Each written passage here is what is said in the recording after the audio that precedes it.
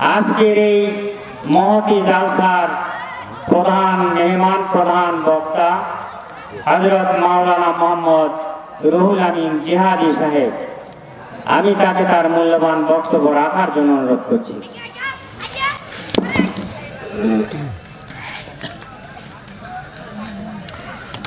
আসসালামু আলাইকুম ওয়া রাহমাতুল্লাহি ওয়া বারাকাতুহু।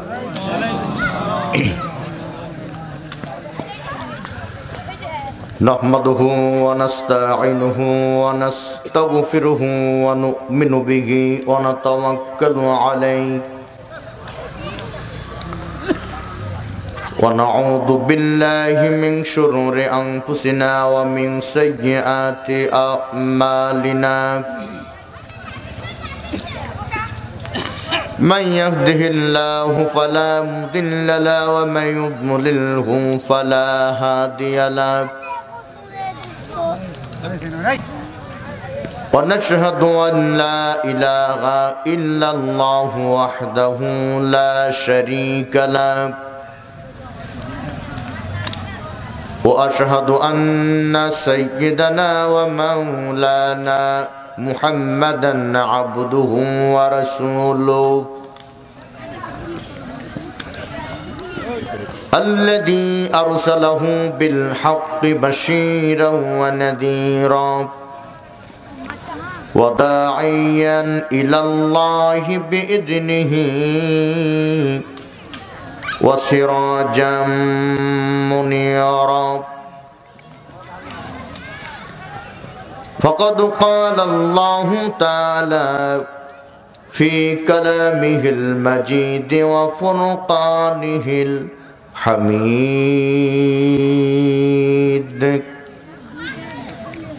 আমার সাথে একটু আওয়াজ দিয়ে পড়েন সবাই মিলে ইনশাআল্লাহ।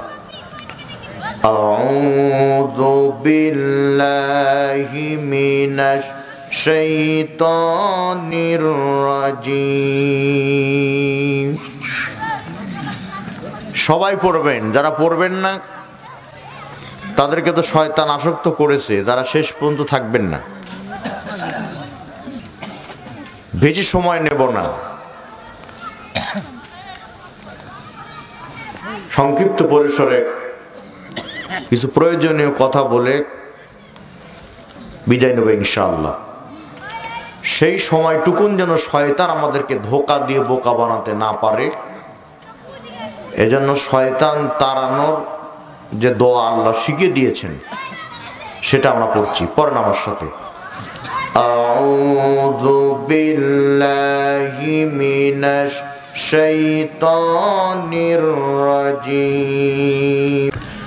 বিসমিল্লাহির রহমানির রহিম। কুল ইন কুনতুম তুহিব্বুনাল্লাহা ফাত্তাবিউনি ইউহিব্বুকুমুল্লাহ ওয়া ইয়াগফির লাকুম যুনুবাকুম ওয়াল্লাহু গফুরুর রহিম।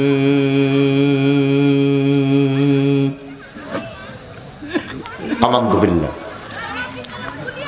وعن أبي أمامة رضي الله تعالى عنه قال قال رسول الله صلى الله عليه وسلم من أحب لله وأبغض لله وأعطى لله ومنع لله قد استكمل الإيمان। আল্লাহ আমার রব, এই রবই আমার সব। আল্লাহ আমার রব, এই রবি আমার সব। দমে দমে তনু মনে, দমে দমে তনু মনে তারি অনুভব, তারি অনুভব। আল্লাহ আমার রব, এই রবি আমার সব। সন্দেহ আছে নাকি? তোমার দুনিয়াতে আমি যেদিকে তাকাই অথই নেয়ামতে ডুবে আসি যে সবাই। পকপকালির ডাকে পকপকালির ডাকে শুনি তসবিহ কলরব, তসবিহ কলরব। আল্লাহ আমার রব, এই রবি আমার সব। বলেন আল্লাহ আমার রব, এই রবি আমার। তোমার মদদ পেলে আমি আর না কিছু চাই, তোমার প্রেমের অনল আমি কি দিয়ে নিভাই। যার হয়েছ তুমি, যার হয়েছ তুমি, তার নাইকো পরাভাব, নাইকো পরাভাব। আল্লাহ আমার রব, এই রবি আমার সব। সবাই মিলে আল্লাহ আমার রব, এই রবি আমার। বাসভাগ দাখিল মাদ্রাসা ময়দানে 29তম ঐতিহাসিক তাফসীরুল কোরআন মাহফিলের দায়িত্বপ্রাপ্ত বিজ্ঞ অভিজ্ঞ সুযোগ্য মাননীয় সভাপতি, বিশেষ অতিথিবৃন্দ, সম্মানিত অতিথি মণ্ডলী, হযরত উলামায়ে কেরাম, যারা হচ্ছেন জাতির ড্রাইভার, জাতির গাইডার, জাতির ফাউন্ডার, জাতির ইঞ্জিন। ইঞ্জিন যেদিকে বগি সেদিকে। আজকে আলেম নামক ইঞ্জিন লাইনচ্যুত, এই জন্য জাতি নামক বগি আজকে বিভ্রান্ত। ওয়াজের মঞ্চ হলো ঐক্যের মঞ্চ, ওয়াজের মঞ্চ হলো একতার মঞ্চ। সেই মঞ্চে কাদা ছড়াছড়ি আছে না নেই?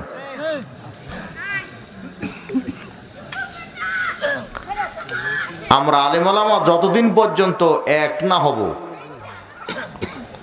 বিশ্বাস করেন আমরা যতই গরম বক্তব্য দেই, আর যতই গরম বক্তব্য শুনি, আর যতই ইসলামী আন্দোলনের কর্মী হই, দিন কায়েম এত সোজা না। দিন কায়েম যেন না হয়, এজন্য এক শ্রেণীর আলেমরাই এক সময় বড় বাধা হয়ে দাঁড়াবে। জাতির ক্রান্তি লগ্নে আলেম সমাজকে এক কাতারে আসার তৌফিক দান করুন, বলেন আমিন। একান্ত প্রিয় ভাইয়েরা, যারা অধীর আগ্রহে এত রাত পর্যন্ত বসে আছেন, কপাল পোড়া তারা কোরআনের মাহফিলের আয়োজন করে রাস্তায় মেলায় গ্যাঞ্জাম করতেছে, যারা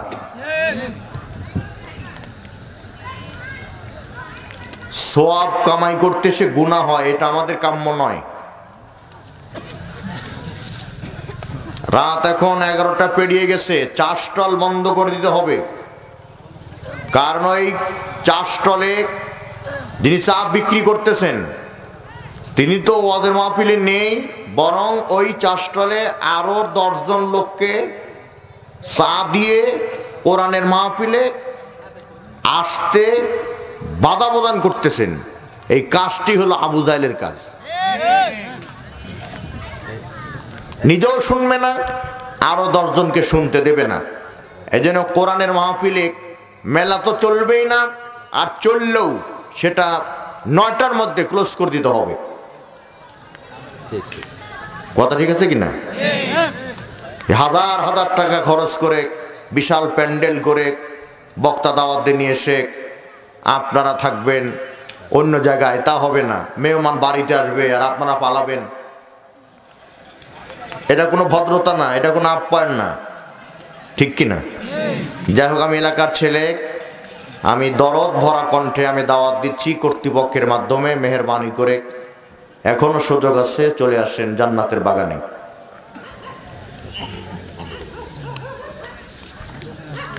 পর্দার অন্তরালে আমার মা বোনেরা, সকলে মিলে আজকের মাহফিলে হাজির হতে পেরে লাখো কোটি কালিমাত শুকর আদা করছি, আলহামদুলিল্লাহ। অসংখ্য দুরূদ ও তাসলিমাত বর্ষিত হোক নবিকুল শিরোমণি, আমেনার নয়নমণি, সিরাজাম মনেরা, বাশিরা ওয়া নাদিরা, সাইয়্যিদুল মুরসালিন রাহমাতুল লিল আলামিন জনাবে মুহাম্মদ রাসূলুল্লাহ সাল্লাল্লাহু আলাইহি সাল্লামের উপরে। প্রিয় বন্ধুগণ, তাফসীর মাহফিলের নাম দিয়েছেন, আসলে তাফসির করার ন্যূনতম যোগ্যতা আমার নেই। তাফসির কি করে করতে হয়, তাফসিরের যিনি রূপকার তিনিই তো আজকে চার দেওয়ালে বন্দী। আর আমরা যারা এই সুযোগে ওই যে বলে না টিক্কা মারতেছি, সেই ভাব হয়েছে। কি দিয়ে বোঝাবো আপনাদেরকে? জঙ্গলে যদি সিংহ না থাকে তাহলে ওই জঙ্গলের টিকটিকিও নিজেকে রাজা মনে করে। আল্লামা যদি বাইরে থাকতো এত কাদা সরাসরি সুযোগ থাকতো না। কথা ঠিক কিনা? এই 2019 সালের শেষের দিকে আর এই 2020-এর প্রথম দিকে অনেক আলেম ওলামা দুনিয়া ছেড়ে চলে গেছেন। আমার বাবা থেকে শুরু 12ই ফেব্রুয়ারি 2019, সিদ্দিকুর রহমান যশোরী 2019 27 অক্টোবর, রেজাউল করিম কাউসারি 2019 5 নভেম্বর। এরপরে কওমির কয়েকটা বড় বড় বক্তা, যেমন হবিগঞ্জের একটা বক্তা আছে তাফাজ্জল হোসেন হবিগঞ্জি, বিশাল বক্তা, ইন্তেকাল করেছেন। আল্লামা আশরাফ আলী ইন্তেকাল করেছেন। হুজুর তো বললেন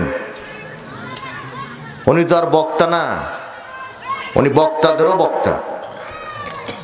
আমরা মূল্যায়ন করি না, তাই ইসলামী আন্দোলনের একজন নিবেদিত প্রাণ আমরা কি হারালাম। এরকম একজন ব্যক্তি তৈরি করতে পারবো কিনা এ ব্যাপারে যথেষ্ট সন্দেহ আছে। মাওলানা আব্দুস সুবহান। প্রত্যেক আলেমের জন্য শুরুতে দোয়া করি আল্লাহ পাক তাদেরকে জান্নাতবাসী করেন। আর বাকি আলেম আমরা যারা ময়দানে আছি কোরআনের সুরে যেন কথা বলতে পারি, একই লাইনে একই ধারায় কোরআনের আইন বাস্তবায়নের লক্ষ্যে যেন আমরা বক্তব্য দিতে পারি। আল্লাহ তৌফিক দান করেন, বলেন আমিন। তো যেহেতু প্রধান বক্তা হিসেবে দাওয়াত দিয়েছেন, তাফসির মাহফিল নামও লিখেছেন, আল্লাহর উপরে দয়া করে আর মানে আল্লাহর উপরে ভরসা করে আর আপনাদের কাছে দোয়া আছে। আসলে আপনাদের কাছে দোয়ারও প্রয়োজন নাই, আল্লাহ যদি দয়া করে তো যথেষ্ট, ঠিক না? তা আমি আপনাদের সামনে কোরআনুল কারীম থেকে সূরা আল ইমরান এখান থেকে 31 নম্বর একটি আয়াত তেলাওয়াত করেছি। সূরা আল ইমরান আয়াত নাম্বার 31। সূরাটির ভেতরে টোটাল আয়াত হলো 200টি, রুকু হলো 20টি। সূরাটি নাজিল হয়েছে মদিনায়। এটা আওয়াজ দিয়ে বলেন কোথায়? মদিনায়। এটা আলেম আছেন, আপনারা জানেন মদিনার পূর্ব নাম ছিল ইয়াসরিব। কেউ চিনে না, কেউ জানে না।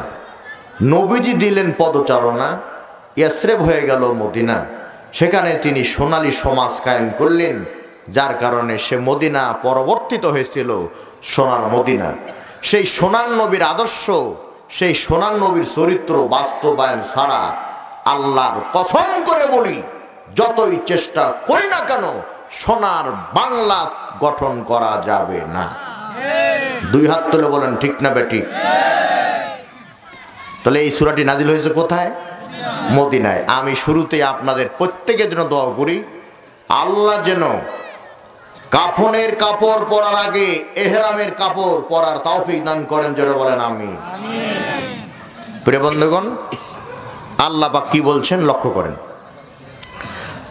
আল্লাহ রাব্বুল আলামিন বলেন, কুল ইন কুনতুম তুহিব্বুনাল্লাহ ফাত্তাবিউনি ইউহিব্বুকুমুল্লাহ। হ্যাঁ নবী, পৃথিবীর মানুষদেরকে জানিয়ে দাও, পৃথিবীর মানুষদেরকে বলে দাও, তারা যদি আমার ভালোবাসা পেতে চায় তাহলে তোমাকে ভালোবাসার মধ্যে সীমাবদ্ধ থাকলে চলবে না, বরং তোমার আনুগত্য করা লাগবে, তোমার অনুকরণ করা লাগবে, তোমার অনুসরণ করা লাগবে, তোমার রীতি, তোমার নীতি, তোমার পদ্ধতি বাস্তবায়ন করা লাগবে। ভালোবাসা আর আনুগত্য এক জিনিস না। আমি আপনাদের কি দিয়ে বোঝাই? সারাদিন মাঠে কাজ করেছেন, অটো চালিয়েছেন, বাড়ি এসেছেন, স্ত্রীকে বলতেছেন আমাকে পানি দাও, স্ত্রী বলতেছে পানি দিতে পারবো না, তবে আমি তোমাকে ভালোবাসি। আপনি বললেন খাবার দাও, স্ত্রী বলতেছে খাবারও দিতে পারবো না, তবে আমি তোমাকে ভালোবাসি, আই লাভ ইউ। আপনি চিন্তা করতেছেন খাবার দিক বা না দিক, স্ত্রী আমাকে ইংরেজিতে ভালোবাসে, কাছেও আসে না, পাশেও আসে না, অথচ মুখে বলে ভালোবাসি। এ হলো এক প্রকারের ভালোবাসা। আর এক প্রকারের ভালোবাসা, সারাদিন মাঠে কাজ করেছেন, কলকারখানায় কাজ করেছেন, অটো চালিয়েছেন, বাড়ি এসেছেন, স্ত্রীর কাছে লুঙ্গি চেয়েছেন, স্ত্রী লুঙ্গি দিয়েছে। আপনি গোসল করে এসেছেন, স্ত্রী খাবার রেডি করে রেখেছে, আর বলছে স্বামী গো আমার জন্য কত কষ্ট করো, তুমি 2 মুঠ ভাত ধরে খেও। রাত্রে কাছে আসে, পাশেও আসে, কিন্তু মুখে একবারও বলে না ভালোবাসি। নলডাঙ্গাবাসীর বিবেকের কাছে বিচার দিলাম, বলেন তো কোনটা আসল ভালোবাসা, আগেরটা না পরেরটা? পরেরটা কেন হবে? পরে তো একবারও ভালোবাসি বলে নাই, আর প্রথমটা বারবার বলেছে ভালোবাসি, তারপরেও পরেরটা আসল ভালোবাসা। তার কারণ আগেরটা মৌখিক ভালোবাসা, আর পরেরটা হলো আনুগত্য, আর আনুগত্যের মধ্যেই ভালোবাসা নিহিত। তাই আল্লাহ পাক বলছেন নবীজি পৃথিবীর মানুষকে বলে দাও, তারা যদি আমার ভালোবাসা পেতে চায়, তোমাকে ভালোবাসলে চলবে না, তোমার আনুগত্য করা লাগবে। আমি কি বুঝতে পারলাম? তাহলে কি হবে? ইউহিব্বুকুমুল্লাহ, আমি আল্লাহ তাদের ভালোবাসবো। আর শুধু ভালোবাসবো না, ইয়াগফির লাকুম যুনুবাকুম। জানবুন মানে পাপ 1 বছর, জুনুবুন মানে পাপ রাশি বহু বছর, অর্থাৎ যত গুনাহ আছে সব মাফ করে দেব আমি আল্লাহ পাক। যদি নলডাঙ্গাবাসীকে মাফ করে দেই, নাটোরবাসীকে মাফ করে দেই, বাংলাদেশবাসীকে মাফ করে দেই, বিশ্বের সব মানুষকে মাফ করে দেই, বাধা দেওয়ার শক্তি কারো আছে নাকি? নলডাঙ্গায় কারো আছে নাকি? নাটোর জেলায় কারো আছে নাকি? আল্লাহ বলছেন আল্লাহু গফুরুর রহিম, আমি আল্লাহ গফুর, আমি আল্লাহ রহিম, আমি আল্লাহ ক্ষমাশীল, আমি আল্লাহ দয়ালু। কোরআনুল কারীমের ভেতরে আল্লাহ শাস্তির কথা বলেছেন 117 জায়গায়, আর আল্লাহ তার গোলামদেরকে মাফ করে দিবেন সেই কথা বলেছেন 234 জায়গায়। সুবহানাল্লাহ। কালকে বলেন, কালকে পর্যন্ত বাঁচবেন সে গ্যারান্টি যদি আপনার থাকে তো আপনি কালকে বললেন, আছে? তাহলে কখন বলবেন? এখন বলেন সুবহানাল্লাহ। এখন আসেন, আল্লাহ পাক আরো সুন্দর করে বলতেছেন, যেহেতু তাফসীর মাহফিল আমি একটু হক আদায় করার চেষ্টা করছি। আমি এসে দেখেছি আপনাদের মুখে হাসি, অন্তর থেকে নলডাঙ্গাবাসীকে আমি ভালোবাসি। আলোচনা শুনে আপনারা হবেন খুশি। আল্লাহ পাক বলছেন সূরা নিসা আয়াত নাম্বার 80, যদি তোমার আনুগত্য কেউ করে নবী গো, তাহলে তাদের বলে দাও আমার আনুগত্য করা লাগবে না, তোমার আনুগত্য করলে পরে আমি আল্লাহর আনুগত্য হয়ে যাবে। সুবহানাল্লাহ করে বলেন। কপাল পুরা। আরে বিদেশ থেকে বক্তা নিয়ে আসে তাফসীর মাহফিলের নাম দিয়ে, আয়াত পরে একটা, ওয়াজ করে আরেকটা, টাকা 50,000। আর আমি এলাকার বক্তা, আরে কোরআন থেকে কথা বলার চেষ্টা করি, পাবলিক আসে না। দুঃখ, চরম দুঃখ এটা। বিনা পয়সায় ওয়াজ শুনবে না, টাকা দিয়ে বানোয়াট রূপো কেচ্ছা কাহিনী শুনবে। এ জাতির কপাল খারাপ, এ জাতির কপালে আরো দুঃখ আছে। আরে চিনি আর লবণ দেখতে তো একই রকম, খালি ভিন্ন হলো স্বাদে। মানুষ আর অমানুষ দেখতে একই রকম, পার্থক্য শুধু আচরণে। আশা করি বুঝতে পেরেছেন। তাহলে কোরআন থেকে কথা বলি, কান লাগান। আল্লাহ পাক বলছেন ওয়ামাইয়ুতির রাসূল ফাকাদ আতা আল্লাহ, যে ব্যক্তি তোমার আনুগত্য করলো সেজন্য আমার আনুগত্য করলো। সুবহানাল্লাহ। আল্লাহ আরো সহজ করে দিলেন, নবীজি পৃথিবীর মানুষদেরকে জানিয়ে দাও, যদি তোমার পাশাপাশি আমার আনুগত্য করে তাহলে তাদের বন্ধু হবে 4 শ্রেণীর লোক। কোন সিটার না, কোন বাটপার না, কোন হিটলার না। কারা সেই 4 শ্রেণী? সেই কথা আল্লাহ কোরআনে বললেন, সূরা নিসা আয়াত নাম্বার 69।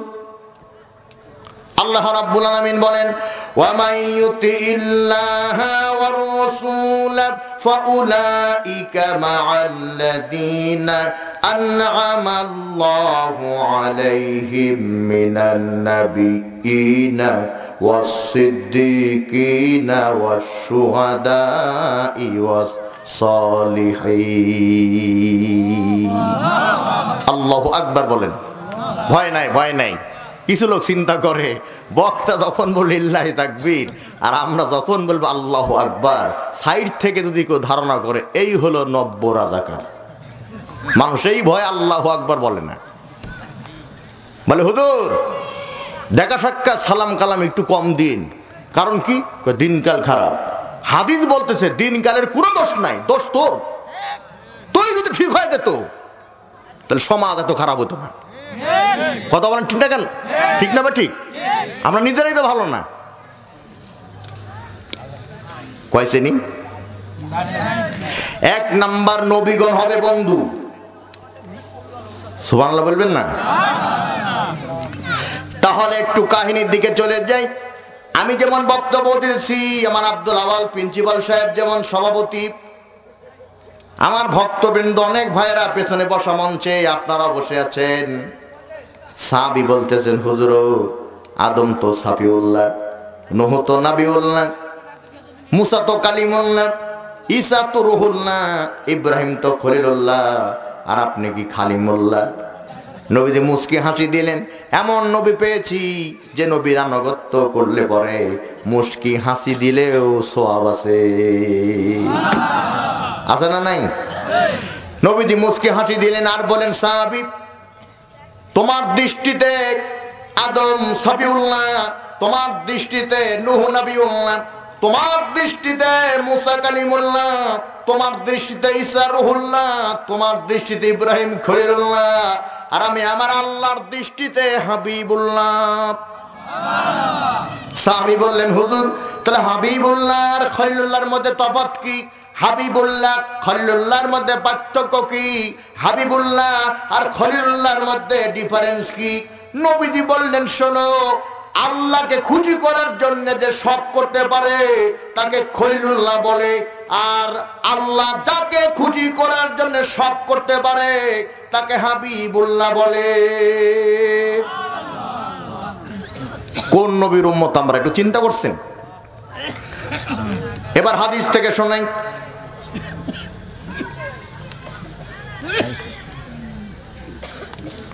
ভাই চেয়ার নিয়ে বসে পড়ো, এই সামনেটা নিয়ে চলেছে। কষ্ট হচ্ছে আপনাদের?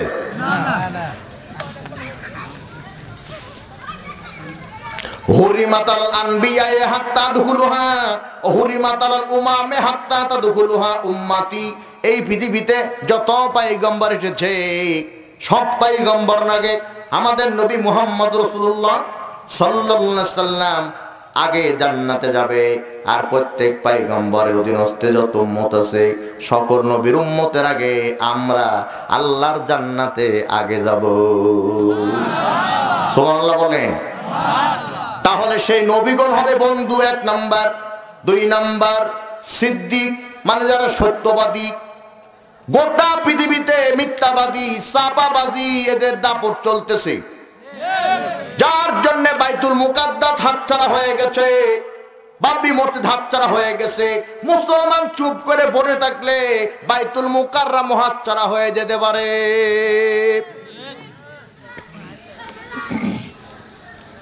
মুসলমানদেরকে কোরআন শুনে তাদের বিবেককে জাগ্রত করার দরকার আছে না নাই? ঘুমন্ত মানুষগুলিকে জাগ্রত করার দায়িত্ব হলো আলেম ওলামাদের। কারণ ইন্নাল উলামা ওয়ারাসাতুল আম্বিয়া, আলেম ওলামা নবীদের ওয়ারিস। আর আমরা এখন হয়ে গেছি ইন্নাল আনবিয়ায়ে ওয়ারাসাতুল মুসি। বলবেন কেন? মুসির কাজ কি? মুসির কাজ হলো নিজের জুতা কালি করা নাই, মানুষের জুতার দিকে তাকায়, কালি করে দিলেই পয়সা পাবে। আলেমানা মানিদের ঘর ঠিক নাই, নিজেরা ঠিক নাই, সমাজ ঠিক করার জন্য ব্যস্ত হয়ে পড়েছি, কাজ হবে না। কথা ঠিক না? ঠিক। তাফসীর শোনার জন্য বেশি লোক লাগে না তো। একটা লোক যদি আলোচনা শুনে ইসলামী আন্দোলনের পক্ষে আসে অথবা তার ভুল বুঝতে পেরে যদি তওবা করে ফিরে আসে, এ মাহফিল সার্থক। ঠিক।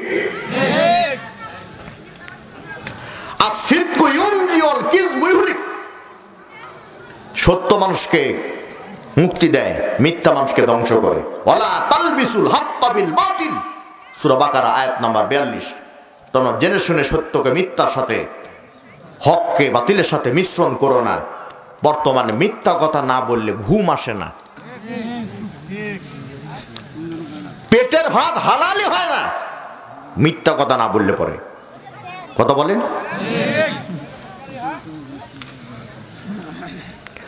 আমার বন্ধুগণ, 3 নাম্বার শহীদ এরা হবে বন্ধু সরকারের হিসাব অনুযায়ী যারা শহীদ সেই শহীদ না। কারণ সরকারের হিসাব হলো 2 লক্ষ শহীদ আর 30 লক্ষ নারীর ইজ্জতের বিনিময়ে অর্জিত মহান স্বাধীনতা। ওই 2 লক্ষ শহীদের মধ্যে হিন্দু আছে, ওই রকম শহীদ না। আল্লাহর জমিনে আল্লাহ দিন কায়েম করার জন্য যারা জীবন দিয়েছে এই জাতীয় শহীদ হবে বন্ধু আল্লাহ এবং তার রাসূলের আনুগত্য করলে পরে।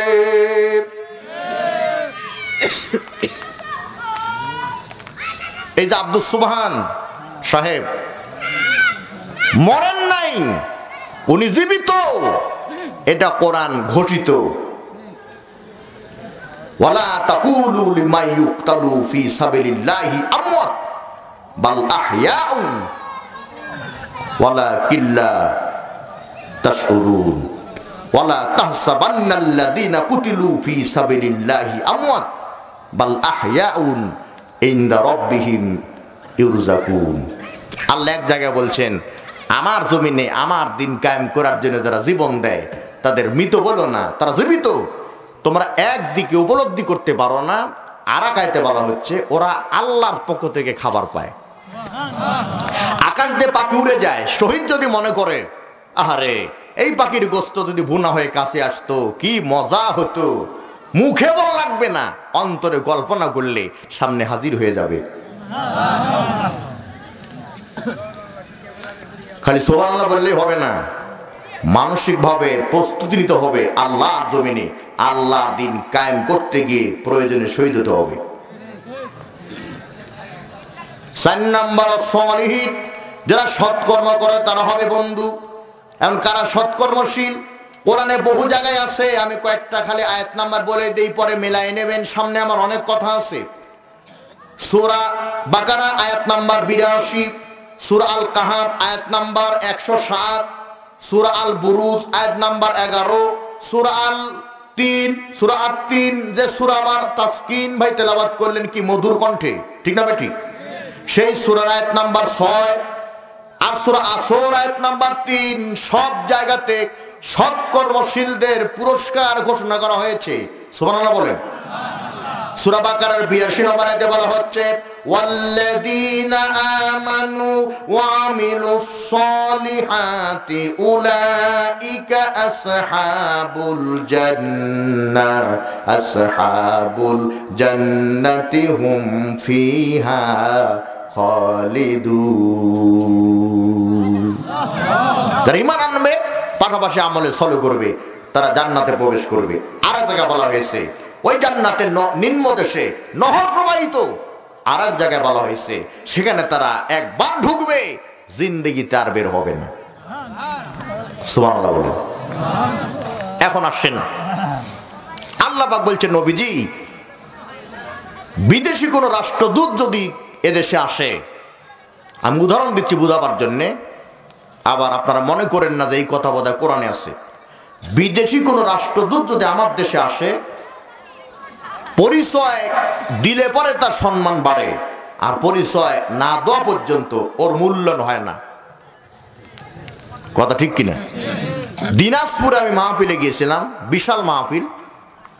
তা আমি এইভাবে উঠেছি, আবাগায় দেই নাই। এক লোক আমাকে বলতেছে, ভাই এখানে বসলে বসেন, না বসলে চলে যান। আমি মঞ্চে বক্তব্য দিচ্ছি, বেচারা মাথা নিচু করে বক্তব্য শুনতেছে।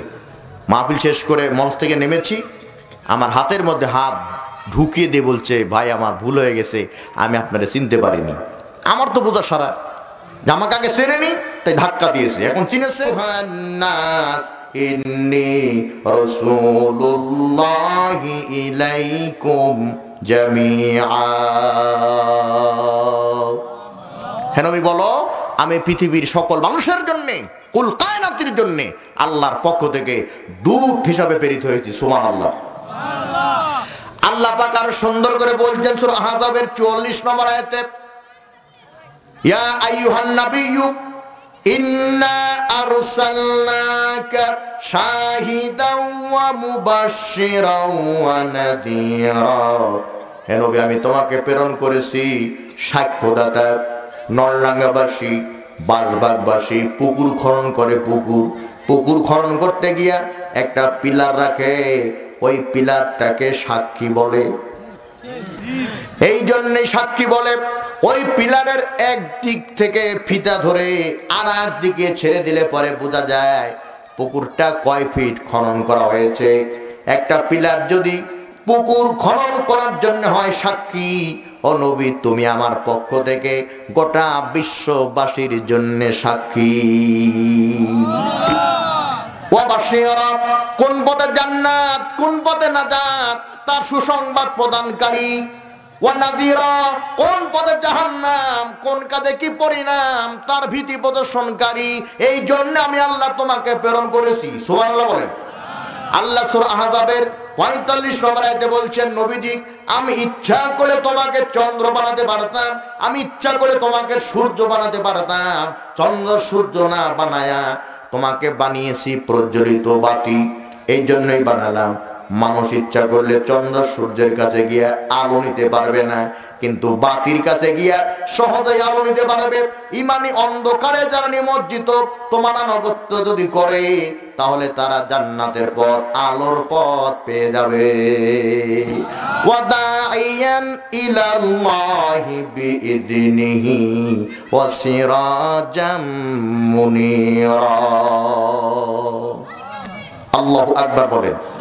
আপনারা যে কি শুনবেন আমি জানি তো, আমি বলবো, তবে আমার স্বভাব সুলভ আচরণ বিধি হলো কোরআনের মাহফিলে কোরআনের আয়াত প্রথমে না বললে আমার কাছে নিজের ওয়াজটাই পছন্দ হয় না।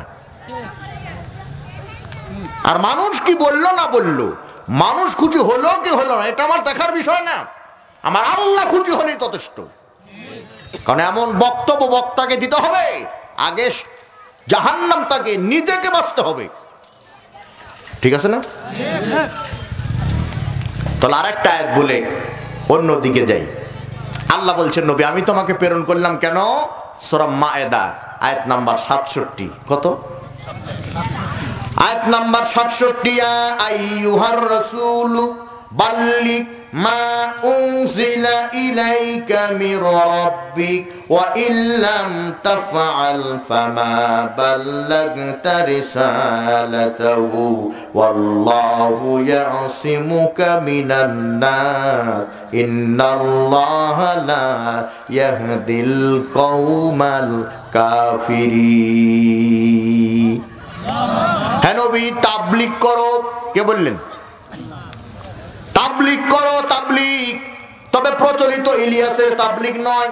হে নবী তাবলীগ করো, সাত গ্রুপের তাবলীগ নয়। হে নবী তাবলীগ করো, জুবায়ের গ্রুপের তাবলীগ না। তাহলে কোন তাবলীগ? মা উনজিলা ইলাইকা মির রাব্বিক, আমি রব আমার পক্ষ থেকে তোমার উপর যে কিতাব নাযিল করেছি সেই কিতাবের তাবলীগ। তাবলীগের ভাইরা থাকতে পারেন, মন খারাপ করবেন না। আপনার নামাজ পড়ার কথা বলেন, বাবা নামাজ পড়ো, নামাজ পড়ো। এই নামাজ পড়ার কথা কোরআনে কোথাও নাই, বরং আছে নামাজ কায়েম করো 82 জায়গায় আকিমুস সালাহ, নামাজ কায়েম করো বাবা, নামাজ পড়ো নামাজ পড়ো, এটা বলার জন্য না, নামাজ কায়েম করো আইন, এটা আইন, এটা কোরআনে আছে। আবার আপনারা বাবা দিয়েছেন, বাবা জাকাত দিও, জাকাত দিও, জাকাত দিও বাবা, জাকাত দিও, এটা তোষামদি তেল মারার কথা না, বরং জাকাত প্রদান করো, এটা হুকুম, এটা আইন। এরপরে পর্দার ব্যাপারে ওয়াজ করেন আপনারা বাবা, পর্দা করো, পর্দা করো, ও মা বোনেরা পর্দা করো। আল্লাহ কোরআনে বলছেন অকরানা ফি বুয়ুতিকুন্না ওয়ালা তাবাররাজনা তাবারুজাল জাহিলিয়াতিল উলা, সেই পর্দার কথা কোরআনে আছে। সুদি কারবার করো না, সেই কথা কোরআনে আছে। ইয়া আইয়ুহাল্লাযিনা আমানুত্তাকুল্লাহ ওয়া দারু মা বাকিয়া মিনার রিবা ইন কুনতুম মুমিনিন, ঈমানদারেরা আল্লাহকে ভয় করো, সুদি কারবার ছেড়ে দাও, চক্রাকার সুদি কারবার ছেড়ে দাও। যদি মুমিন হয়ে থাকো তাহলে তোমার সব কথা যদি কোরআনে থাকে, তাহলে তোমার তাবলীগ কোরআনের তাবলীগ, সেই তাবলীগ পাবলিককে বলতে সমস্যা কোথায়? সুতরাং আজকের পর থেকে আমার আপনার তাবলীগ হবে আল্লাহর কালাম, কোরআনের তাবলীগ। কারণ কোরআনের সবকিছু আছে না, নেই? সবকিছু রয়েছে। আসলে মুসলমানের কপাল খারাপ, নিজের বউ যদি চোর হয়, মাইন্ড করবেন না, নিজের বউ যদি চোর হয়, আপনি লক্ষ টাকা ইনকাম করলেও আপনার সংসারে বরকত হবে না। বলবেন কেন? টাকা যেখানে রাখবেন ও আজরাইল দেখবে, ও চুরি করবে। তা লক্ষ টাকা ইনকাম করলেও বউ যদি চোর হয় আর পকেটের টাকা যদি চুরি করে, তাহলে সংসারে যেমন বরকত হয় না, গোটা পৃথিবীতে 700 কোটি মানুষ, তার মধ্যে প্রায় 250 কোটি মুসলমান, আজকের এই 250 কোটি মুসলমানের ঘরে মুনাফিক নামক চোর ঢুকে মুসলমানের ঈমান চুরি করেছে। এই জন্য আল্লাহর কালাম কোরআনের তাবলীগ আর ভালো লাগে না। কথা বলেন ঠিক কিনা? খুব সাবধান। আপনি জানেন যে এটা জঙ্গল, আপনি জানেন যে জঙ্গলে বাঘ আছে, আপনি সেই জঙ্গলের পাশে বকরি চড়াচ্ছেন, আপনি দৃষ্টি এদিক থেকে সেদিক করলেই আপনার বকরিকে বাঘে আক্রমণ করবে, তাহলে আপনি কি সতর্কতার সাথে বকরি চড়াবেন? এটা তো নিজেই বুঝতেছেন। মনোযোগ সহকারে, অমনোযোগী হলেই বাঘ বকরিকে ধরে ফেলবে। সমাজে অসঙ্গতি, সমাজে সন্ত্রাস, জেনা, ব্যভিচার, অন্যায়, কদাচার, পাপাচার দিয়ে ভরা।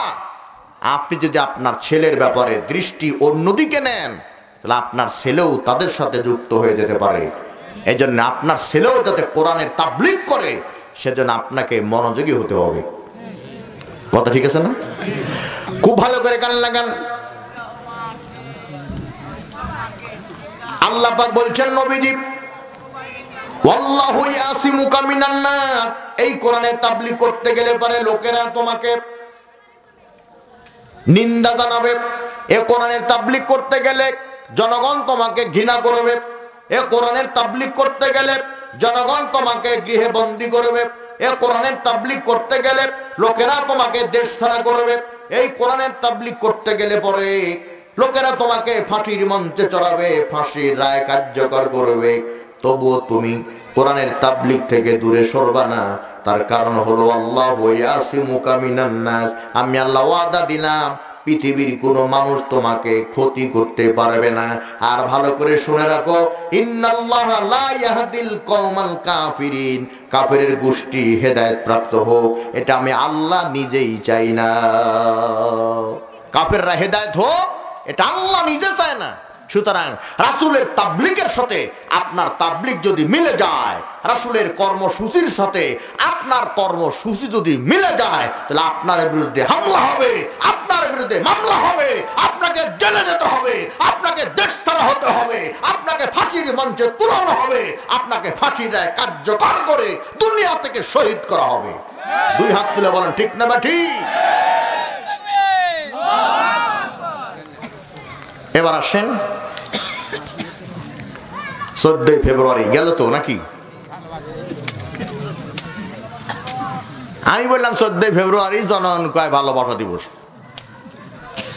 চিন্তা করেন জনগণ কত অ্যাডভান্স। এই জনগণকে আর মানে মফিজ মনে করার কোনো সুযোগ আছে?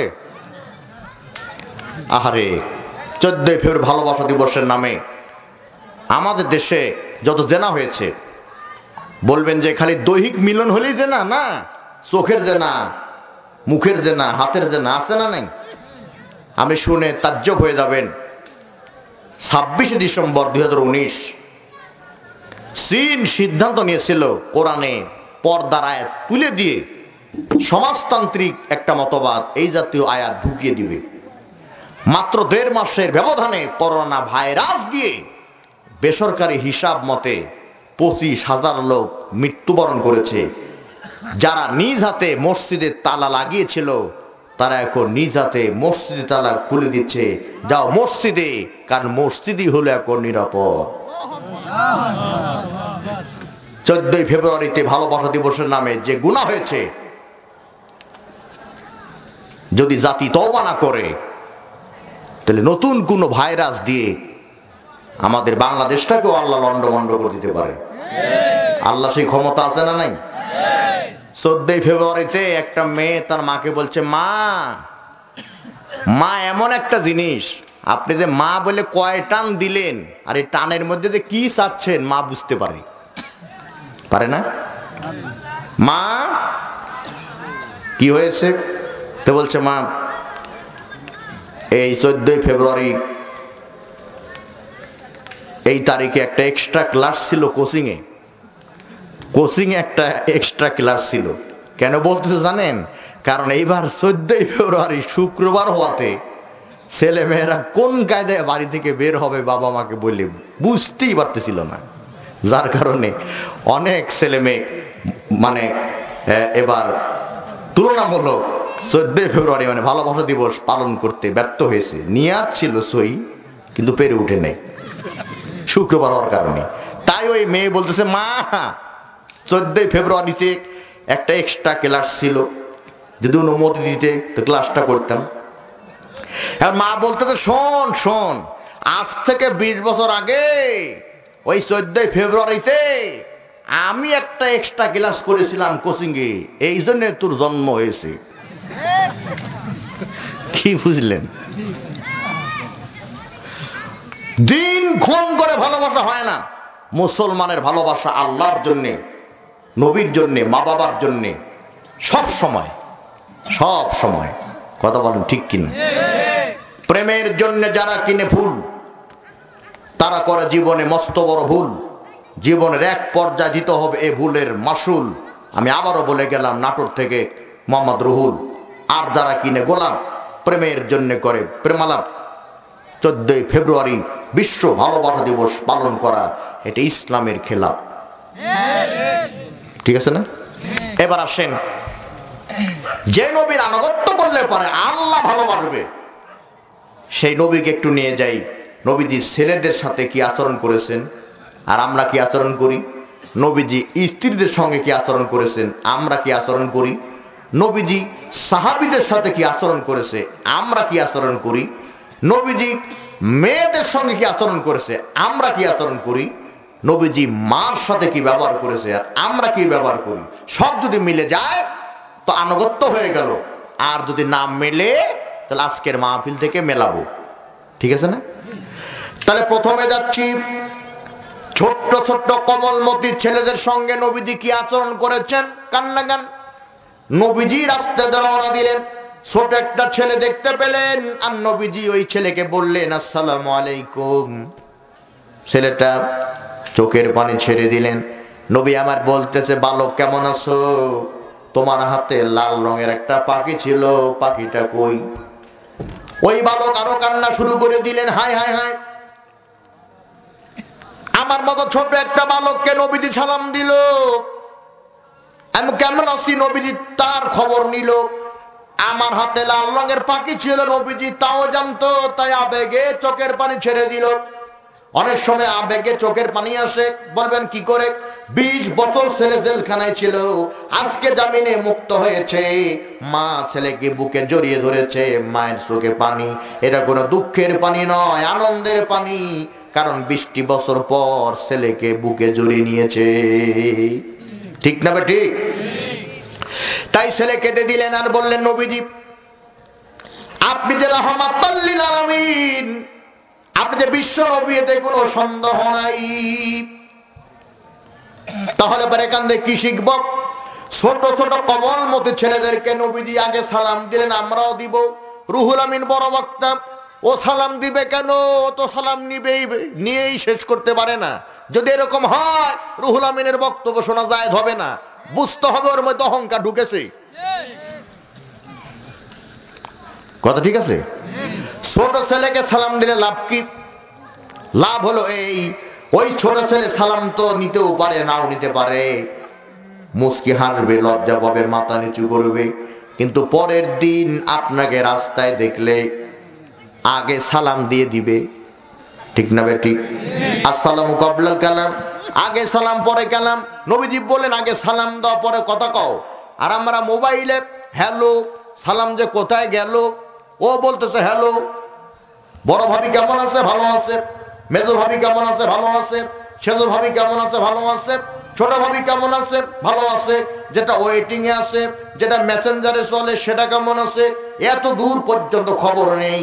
মুসলমান দাবি করি, নবীজির আনুগত্য করি বলে দাবি করি, সালাম দিতে 30 সেকেন্ড সময় লাগে। মুসলমান এই ছোট্ট আমল ছেড়ে দিয়ে আজকে টাটা বাই বাই, এই জন্য নাই নাই খাই খাই। সেদিন শুক্রবারে আমার বাড়িতে এক চাচা এসেছে। চাচা কি খবর? বলে বাবা খুব বিপদে আছি। কি বিপদ? বলতে তোমার চাচিকে নিয়ে। তো চাচির আবার কি বিপদ? বলতে চাচির বিপদ না, তোমার চাচির কারণে আমার বিপদ। তো বলেন, খুলে বলেন, মাহফিলে যাওয়ার সময় কম।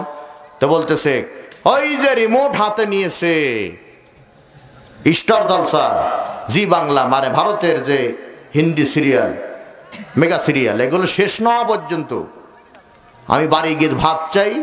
বলে দাঁড়াও। দাঁড়ায় থাকি, ভাত দেয় না। এরপরে বলি কই ভাত কই? তখন বলে বসো।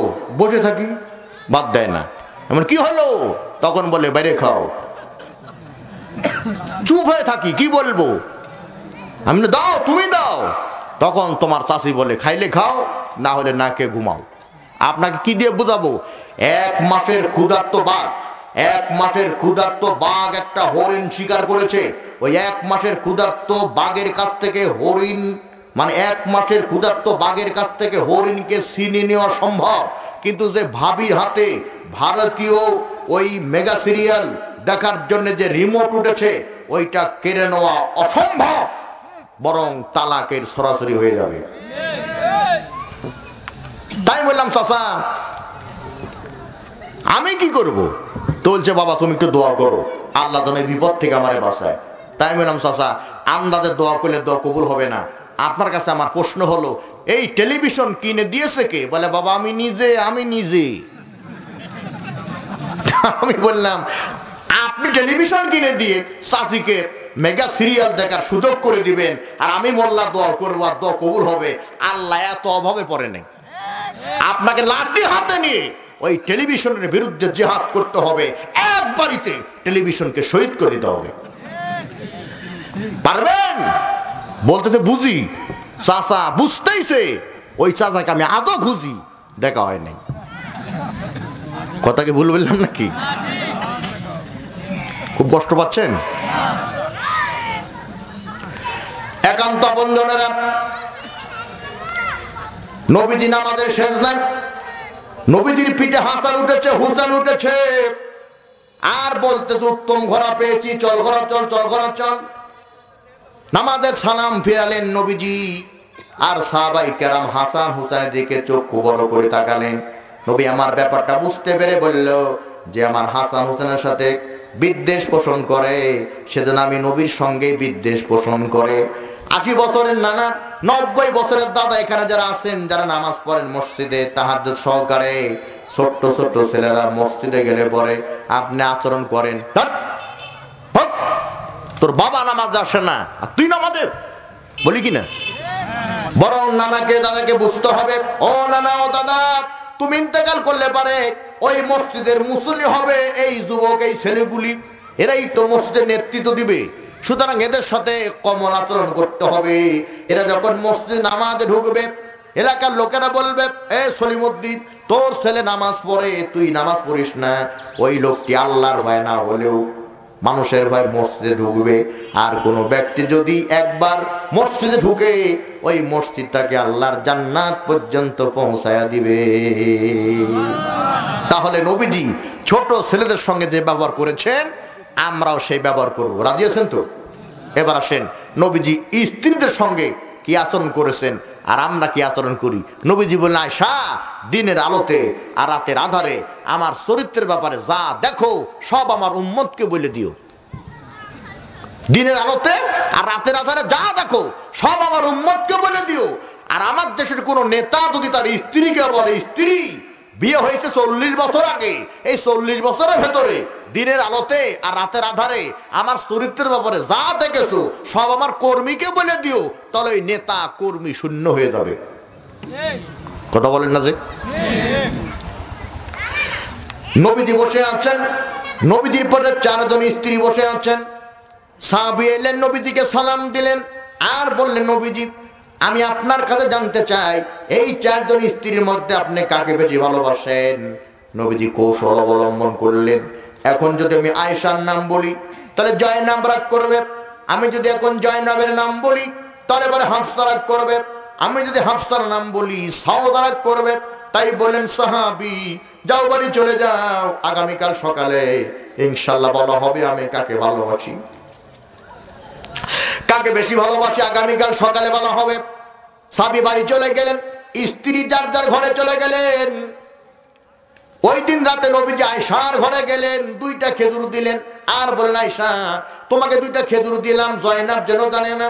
জয়নাবের ঘরে গেলেন, 2টা খেজুর দিলেন আর বললেন, জয়নাব, তোমাকে 2টা খেজুর দিলাম, এইটা যেন হাফসা জানে না।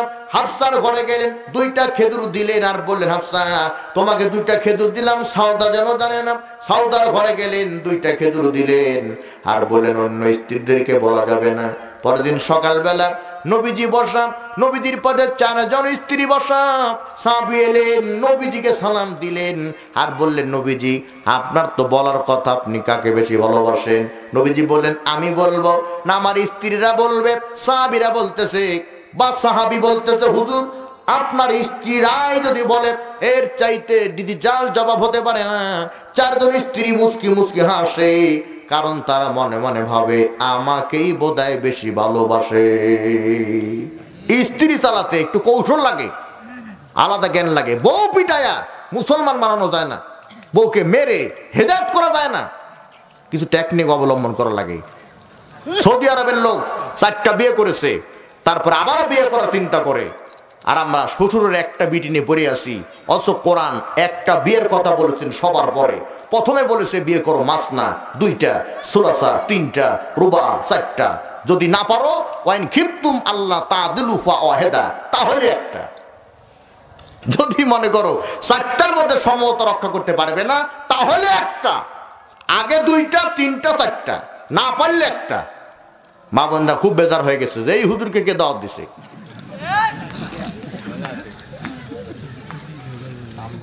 আপনি 4টা বিয়ে করতে পারবেন, আপনার 4টা গুণ থাকতে হবে। 1 নাম্বার গুণ হলো আপনার যৌন শক্তি থাকতে হবে, তাহলে আপনি 4টা বিয়ে করতে পারবেন। সকালবেলা ঘুম থেকে উঠে আপনি এরকম করতেছেন, তাকান আমার দিকে। মানে এক স্ত্রী বলতেছে, ওগো চোখে কি দেখতেছো? তো বলতেছে, চোখে দেখতেছি নূর নূর। আর স্ত্রী বলতেছে, আমাদের পূজা সারা, চোখে নূর না, তুমি চোখে সরিষার ফুল দেখতেছো। তাহলে এবারে ওই লোকের পক্ষে 4টা বিয়ে করা যায় না। 2 নাম্বার হলো প্রশাসনিক ক্ষমতা থাকতে হবে। আপনি সকালবেলা ঘুম থেকে উঠে দেখেন 2 বউ এমন মারামারি শুরু করছে, আর মেয়েদেরকে এই কৌশল কে যে শেখাইছে, মারামারি করতে গেলে প্রথমে ধরে চুল। আমি কি বললাম ভুল? প্রথমেই চুল, হাইরে মারামারি, এমন মারামারি, তুমুল মারামারি শুরু। আপনি এখন করলেন কি, একটা ব্যাগ হাতে নিয়ে, একটা গামছা, একটা লুঙ্গি বগলের নিচে নিয়ে বলতেছেন, তোমরা চালাও মারামারি, আমি চললাম এক চিল্লায়। তাহলে আপনার জন্য 4টা বিয়ে জায়েজ নেই। ওই 2 স্ত্রীকে কন্ট্রোল করার মতো পাওয়ার থাকতে হবে আপনার, প্রয়োজনে পেটাতে হবে, শাসন করতে হবে, ঠিক আছে না? 3 নাম্বার, ভরণ পোষণ দিতে হবে। আপনি অটো চালিয়ে 500 টাকা ইনকাম করেছেন, ভালো মনে বাড়ি আসতেছেন, বাজার করবেন। তিনজন বন্ধু, অসৎ বন্ধু, তারা বলতেছে, বন্ধুরে কতদিন থেকে দোয়া করি নাই, চল পাশে পাটের জমিতে একটু দোয়া করি, যদি দোয়া কবুল হয়। চলে গেলেন জমিতে, দোয়া করতেছেন, দোয়া কবুল হয় নাই, মানে যে টাকা ছিল হেরে গেছেন। কি খেলে? পরনের লুঙ্গি বন্ধক রেখে ওদের গামছা ধার নিয়ে বাড়ি এসেছেন। স্ত্রীরা খবর পাইছে যে আপনি খালি হাতে বাড়ি এসেছেন। কোন স্ত্রীর দরজা খুলবে? দরজা খুললেও গ্যাঞ্জাম আছে না নেই? তাহলে আপনার জন্য 4টা বেজায় নেই। 4 নাম্বার, সমতা রক্ষা করতে হবে। সমতা, হাদিস বলতেছে 4টা স্ত্রী, 4টা স্ত্রীকে 4টা শাড়ি দিয়েছো একই দামের, কিন্তু কালার হলো আলাদা, রং হলো ভিন্ন। কিয়ামতের আদালতে এই স্বামী মাজা বাঁকা অবস্থায় হাসরের ময়দানে উঠবে। ফেরেশতা মালিক বলবে, তুমি মুসলমান, মাজা সোজা করে জান্নাতে যাবে, তোমার মাজা বাঁকা কেন? বলে, ভাই রে বুঝতে পারলাম না, নামাজ তো কম পড়িনি, রোজা তো কম রাখিনি, দান খয়রাত কম করিনি, মাহফিল তো কম শুনিনি, মাজা বাঁকা কেন? তো বলতেছে ওই বুড়ির কারণে। কেন? বলতে সমতা রক্ষা করনি, ওই বুড়ি মানে তোমার স্ত্রী মামলা দায়ের করেছে, মাজা যদি সোজা করতে চাও তো স্ত্রীর কাছে মাপ চাও। মা বোন এখন খুশি হয়ে গেছে যে এই হুজুর আর একবার লাগবে। কথা ঠিক আছে? তাহলে নবীজি স্ত্রীদের সঙ্গে যে আচরণ করেছেন আমরাও সে আচরণ করব। তাহলে এই দিক দিয়ে আনুগত্য কি মিলে গেল? আছে না? আমাদের এলাকায় কম। আপনি যখন ব্রাহ্মণবাড়িয়ায় যাবেন, হবিগঞ্জে যাবেন, আপনি যখন সিলেটে যাবেন, আপনি যখন চিটাগাঙে যাবেন, আহারে এত মাজার, মোরে মোরে মাজার আর শিরকে ভরা। এটা আমার নিজের দেখা, আমি কি ভুল বলতেছি? এখন আপনাদের কাছে আমার একটু পরামর্শ, সেটা হলো এই, মাজারের বাবা কি সন্তান দিতে পারে?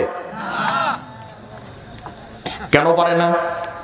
মাজারের 2 পাশে ফকিররা ভাঙ্গা প্লেট নিয়ে বসে থাকে কিনা? কথা কন না যে? মাজারের 2 পাশে ভাঙ্গা প্লেট নিয়ে ফকিররা বসে থাকে। বাবা যদি দিতেই পারে, তাহলে পুত্র সন্তান দেওয়ার আগে ওই ফকিরগুলির ভাঙ্গা প্লেট ভর্তি টাকা দিতে হবে, যাতে ফকিরের ভিক্ষা করা না লাগে। ঠিক আছে না? আবার মাজারে বিশাল দান বাক্স। আরে বাবা তো মরা মানুষের টাকা লাগে? টাকা লাগে জীবিত মানুষের জন্য, তাহলে বাক্স কেন? আচ্ছা না, ধরে নিলাম বাক্স তোমরা রেখেছো মাজার উন্নয়নের জন্য, তালা মারছে, বিশাল তালা কেন? তোমার বাবা সব দেখে, মাজারের দান বাক্সের টাকা পাহারা দিতে পারে না। এতেই প্রমাণ হয়ে গেল মাজারের বাবা কিছু দিতে পারে না। একটা জুতার ফিতা যদি যেতে হয়, আল্লাহর কাছে যেতে হবে, কারণ আপনি যার কাছে চাচ্ছেন তার চাহিদা যিনি পূরণ করেছেন তিনি হলেন আল্লাহ। কথা ঠিক আছে না? তাই ছোট্ট ছোট্ট ছেলেরা যে গান শুনেছে সেই গানই বলে বেড়াচ্ছে। বাড়িতে গিয়ে মাকে বলছে, মা নতুন একটা গান শুনেছি, শোনাবো? বাবাকে বলছে, বাবা নতুন একটা গান শুনেছি, শোনাবো? বলে হ্যাঁ শোনাচ্ছে, লা ইলাহা ইল্লাল্লাহ। বলে লা ইলাহা ইল্লাল্লাহ। ইহুদিরা বলছে এটা গান রে, এটা মুসলমানরা কৌশলে আমাদের এই ছোট্ট ছোট্ট ছেলেদের মেমোরিতে কালেমা আপলোড করতেছে। আগামীকাল যে আসবে এই গান শোনাতে, তাকে জেলখানায় বন্দি করে বাওড়া বাজাবো। এই কথা বলে ছেলেরা ঘুমাতে গেছে, ঘুমের ভিতরেই ছেলেরা গান গাইতেছে লা ইলাহা ইল্লাল্লাহ। তার কারণ এই দিনের বেলা ছোট ছোট ছেলেরা ক্রিকেট খেলতে গিয়ে যদি ছক্কা মারে, তো রাত্রে ঘুমের ভেতরে ছক্কা বলে চিৎকার মারে। ঠিক আছে না?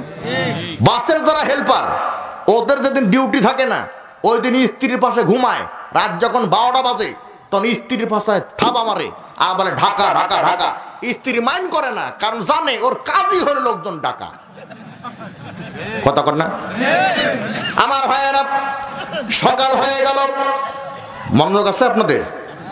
সকাল হয়ে গেল, সালমান ফার্সি পরের দিন সকালে আরো পুরাতন জুব্বা গায়ে দিয়া কয়েকটা রং লাগায়া মাঠের কর্নারে সে গান গাইতেছে, লা ইলাহা ইল্লাল্লাহ লা ইলাহা। সাথে সাথে কাফেররা সাথে সাথে ইহুদিরা সালমান ফার্সিকে ধরেছে, জেলখানায় বন্দী করেছে। খুব ভালো করে কান লাগান, একই কালেমা সালমান ফার্সি বলে, তাই ওই ইহুদিরা সালমান ফার্সিকে জেলখানায় ঢুকায়, আর একই কালেমা পরে ফকিরেরা ভিক্ষা করে বেড়ায়। মা বোন যারা বক্তব্য শুনতেছেন পরিষ্কার ভাবে শুনে রাখেন, কালেমা হলো মুসলমানদের জাতীয় সঙ্গীত, কালেমা হলো বৈপ্লবিক স্লোগান। একই কালেমার জন্য সালমান ফার্সি জেলখানায়, আর ফকির কালেমা পরে ভিক্ষা করে বেড়ায়। লা ইলাহা ইল্লাল্লাহ মুহাম্মাদুর রাসূলুল্লাহ, এই কালেমা পরে ভিক্ষা করা জায়েজ নাই। এই জন্য এই কালেমা পরে যারা ভিক্ষা করে তাদের ভিক্ষা দিবেন না, বরং আমার দেশের মায়ের আরো বলে একটু ভালো করে কালেমা পড়ো, ওদের স্টাইল চেপটা ধরে দিব, আছে না? সালমান ফার্সি জেলখানায় বন্দী, খবর চলে গেছে নবীজির কাছে। নবী বলে, আবু বকর, কতবার বললাম সালমান যাস না, এখন বিপদে পড়ে গেলি, এ আবু বকর রেডি হয়ে যাও, আমি আমার সালমানকে জামিনে মুক্ত করে নিয়ে আসবো। হযরত আবু বকরকে নিলেন সাথে। কোন আবু বকর? যে আবু বকর নবীজির 1 নম্বর সাহাবী। কোন আবু বকর? যে আবু বকর 10 জন ব্যক্তি বিনা হিসাবে জান্নাতে যাবে, তার মধ্যে 1 নম্বর। কোন আবু বকর? যে আবু বকর নবীজির শ্বশুর। জোরে বলেন সুবহানাল্লাহ। আমার ভাইরা আবু বকরকে নিয়ে আসলেন, আর বললি ইহুদিরা রে, আমার সালমানকে ছেড়ে দে, কারণ আমার সালমান আমার 250 বছর বয়সে কালেমা পড়েছে, আমার বুড়ো সাহাবী। আমি আমার জন্মের 6 মাস আগে আমার বাবাকে হারিয়েছি, আমি আমার জন্মের 6 বছর পরে মাকে হারিয়েছি, আমি এতিম। এই সাহাবীগুলি আমার ছেলে সমতুল্য, আমি এদের নিয়েই আসি, এদের নিয়েই থাকি, দে দয়া করে ছেড়ে দে। এই কথা বলা মাত্রই হাসতে হাসতে মঞ্চ থেকে ইহুদিরা খেজুর খেয়ে খেজুরের বীজগুলি নবীজির শরীরে ছুঁড়ে মারলো, আর নবীজি হাত দিয়ে 2টা খেজুরের বীজ ধরে ফেললো। একজন ইহুদি বোঝার জন্য বলতেছে, নবীজি এই 2টা খেজুরের বীজ যদি রোপণ করো, আর এই 2টা বীজ থেকে যদি চারা বের হয়, আর যদি চারা যদি গাছে পরিণত হয়, আর এই গাছে যদি খেজুর ধরে, আর যদি খেজুর পেকে যায়, তাহলে আমরা একদিকে সালমানকে ছেড়ে দেব, আর একদিকে কালেমা পড়ে মুসলমান হয়ে যাব। বিশ্বনবী করলেন কি? ওই বীজ রোপণ করার জন্য রওনা দিলেন। আবু বকর বলছেন, নবীজি এটা সম্ভব নাকি? আল্লাহ নবী বললেন, আবু বকর আমার পক্ষে যেটা সম্ভব নয়, সেটা আমার আল্লাহর পক্ষে সবই সম্ভব। জোরে বলুন সুবহানাল্লাহ। তার কারণ আল্লাযী জাআলা লাকুমুল আরদা ফিরাশা ওয়াস সামাআ বিনাআ ওয়া আনজালা মিনাস সামাই মাআ। এই জমিনটাকে বিছানা বানিয়ে দিয়েছেন কে? এই সামান্য প্যান্ডেল খুঁটি ছাড়া থাকবে না, অত শক্ত আসমান, 3500 বছরের রাস্তা বিনা খুঁটিতে, মাথার উপরে ছাদ বানিয়ে দিয়েছেন কে? এবং আকাশ থেকে বৃষ্টি নাজিল করেন কে? ইন্নামা আমরুহু ইযা আরাদা শাইআ আইয়াকুলা লাহু কুন ফায়াকুন। কোন কিছু সৃষ্টির ব্যাপারে আল্লাহ পাক যখন বলে কুন, সঙ্গে সঙ্গে ফায়াকুন। তাই নবীজি বিসমিল্লাহ বলে একটা বীজ রোপণ করলেন, 7 হাত দূরে আরেকটা বীজ রোপণ করবে। এমত অবস্থায় জিব্রাইল এসে গেছে। নবীজি পেছনে তাকান, নবী আমার পেছনে তাকালেন, তাকায় দেখে একটু আগে যে বীজ রোপণ করেছিলাম, ওই বীজের চারা বের হয়েছে, ওই চারাটা গাছে পরিণত হয়েছে, ওই চারাতে খেজুর ধরেছে, খেজুর পেকেও গেছে। সুবহানাল্লাহ বলেন। নবীজি আরেকটা বীজ রোপণ করলেন, ওই বীজের চারা বের হয়ে গেছে, ওই বীজের চারা গাছে পরিণত হয়ে গেছে, খেজুর ধরেছে, খেজুর পেকেও গেছে। ইহুদিরা বলতেছে, মুহাম্মদ এতদিন মনে করেছিলাম তুমি পাগল, এখন দেখতেছি তুমি জাদুকর। আল্লাহ কয়, নবী কেউ বা বলে, কেউ বা তোমায় পাগল বলে, কেউ বা তোমায় পাগল বলে, কেউ বা বলে জাদুকর, আমি আল্লাহ সাক্ষ্য দিলাম তুমি বিশ্ব পয়গম্বর।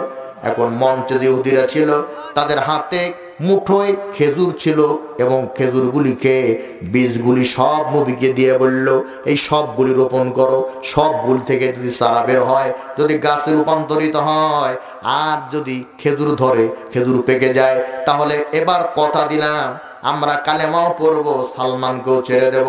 নবীজি সব বীজ রোপণ করলেন, সব বীজ থেকে চারা বের হয়ে গেল, সব চারা থেকে গাছে রূপান্তরিত হয়ে গেল। গাছে খেজুর ধরলো, খেজুর পেকেও গেল, ওরা কালেমা পড়লো, মুসলমান হলো, সালমানকে ছেড়েও দিল।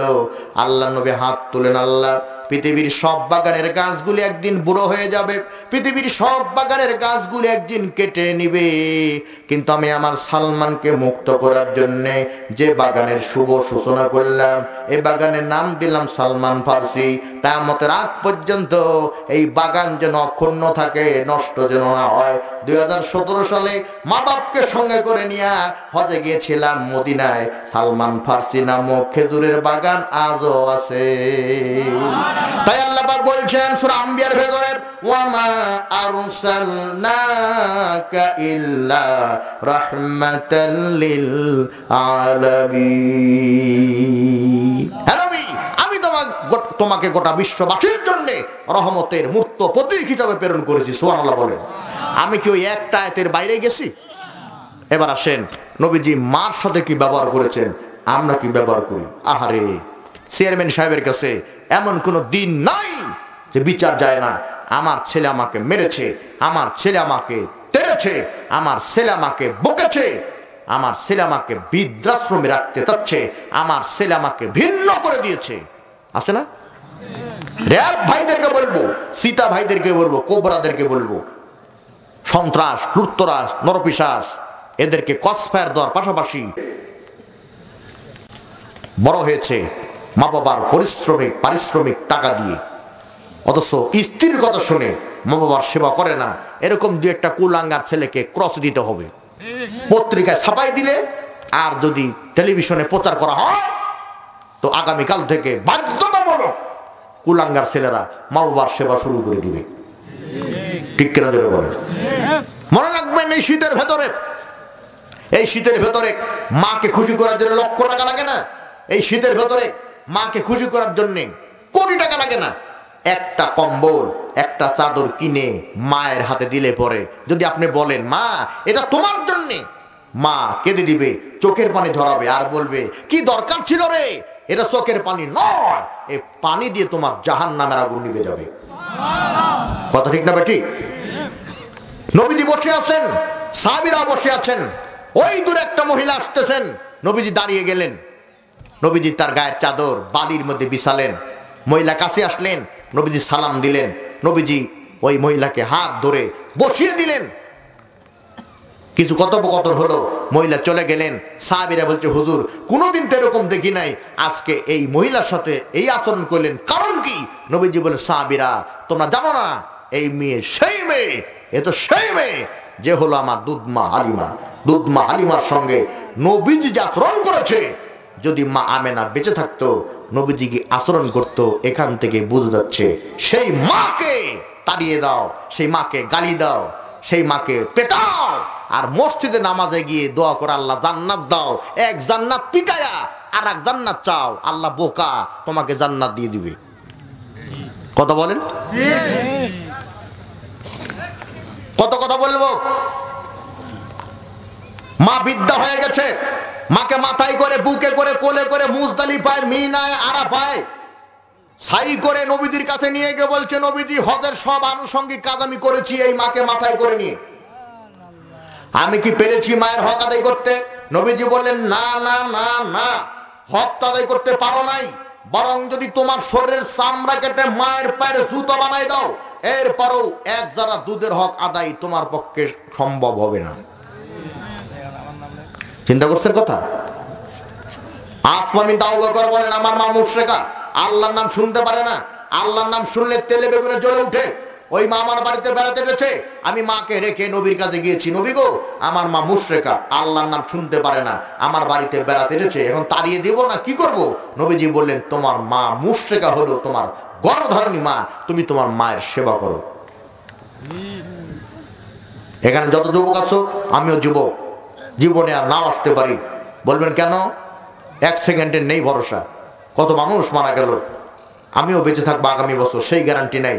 এই জন্য অনুরোধের স্বরে বলে গেলাম, অনুরোধের সুরে বলে গেলাম, মা বাপ যদি বেঁচে থাকে তে বুঝতে পারবে তোমার জান্নাত জিন্দা আছে। আর মা বাপ যাদের নাই, তাদের যে কত অসহায়, তাদের যে অন্তরে কত দুঃখ, এটা ওয়াজ করে বোঝানোর কায়দা নেই। ঠিক কিনা? এই জন্য তোমাদের আচরণে মা বাপ কষ্ট পাবে না, মা বাপ কষ্ট পাবে না তোমাদের ব্যবহারে। এই ওয়াদা কি আজকের এই গভীর রাতে আল্লাহর কাছে করা যায়? দুই হাত তুলে বলেন করা যায়? আল্লাহ তৌফিক দান করেন, জোরে বলেন আমিন। এখন কথা হলো রাত 12:30 বাজে, মাহফিল, প্রতিষ্ঠানের মাহফিল, আপনারা ওটা বসা করবেন না। আমার বাবা ইন্তেকাল করেছেন 1 বছর আজকে 4 দিন চলতেছে। আপনারা বাবাকে হারিয়েছেন কেউ 10 বছর আগে, কেউ 20 বছর আগে, কেউ 5 বছর আগে, কেউ 2 বছর, কেউ 1 বছর আগে, কেউ মাকে হারিয়েছেন। আমি আমার বাবার জন্য দোয়া প্রার্থী। আমি আমার বাবার জন্য দোয়া করতে গেলে আপনার বাবার জন্য অবশ্যই দোয়া করব।